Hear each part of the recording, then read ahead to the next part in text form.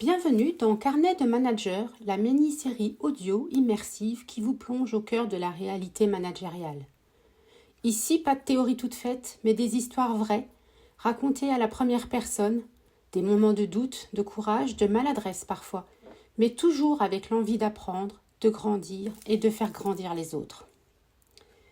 Chaque épisode est un extrait de journal intime, celui d'un manager en mouvement. Installez-vous. Fermez les yeux si vous le pouvez et laissez-vous embarquer. Carnet de manager épisode 3. J'ai compris que mon équipe ne me suivait plus, il fallait réagir. Vendredi 18h47. Je suis restée seule au bureau. Pas parce que j'avais un dossier urgent à finir, non, parce que je n'arrivais pas à partir. Il y avait quelque chose dans l'air, tu vois ? Quelque chose de lourd, d'indéfini, comme un malaise qui plane, mais que personne ne dit. Depuis quelques semaines, je sens que ça glisse. L'ambiance n'est plus la même. Les regards sont plus fuyants, les échanges plus brefs, et ce silence surtout. Avant, en réunion, ça réagissait, ça débattait, parfois trop. Maintenant, j'ai l'impression de parler à des statues. Des acquiescements polis, des « ok » sans relief, et dès que je sors, ça chuchote.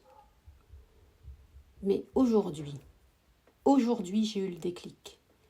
J'étais en train de sortir de la salle de pause quand j'ai entendu une phrase, juste une. Franchement, ils décident tout seul maintenant. On n'est plus une équipe, on est des exécutants. Coup de poing en plein ventre. Je suis retournée à mon bureau et j'ai juste fixé l'écran pendant 10 bonnes minutes. Puis j'ai regardé en arrière, les dernières semaines, les choix que j'ai faits.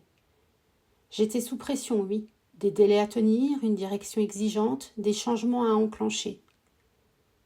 Alors, j'ai voulu aller plus vite. J'ai centralisé, pris des décisions seule, pensant que c'était plus simple, plus efficace. Et j'ai oublié de faire ce que je prône depuis toujours, embarquer, écouter, expliquer, construire avec eux. Je me suis éloignée, et eux aussi. Le pire, c'est que j'ai cru bien faire.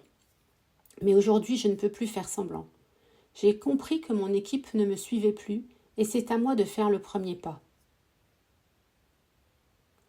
Alors, j'ai pris une feuille, un stylo, et j'ai écrit. Pas un grand discours, pas un PowerPoint, juste des mots vrais. Lundi matin, je vais les réunir.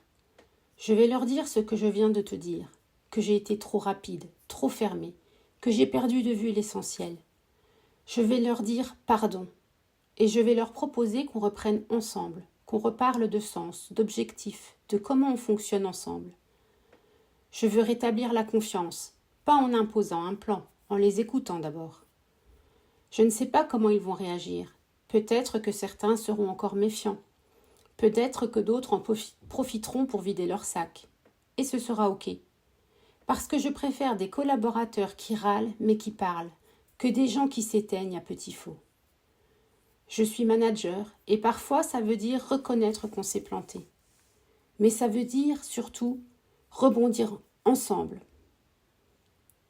Lundi matin, c'est peut-être là que tout recommencera. Mieux, avec eux. C'était un nouvel épisode de Carnet de manager. Si vous vous êtes reconnu dans cette histoire, c'est peut-être que vous aussi, vous êtes en train d'écrire la vôtre. Retrouvez les outils concrets et des leçons de cet épisode en faisant un commentaire en bas de cette vidéo. Et si l'expérience vous a plu, parlez-en autour de vous. À mardi prochain pour un nouveau chapitre.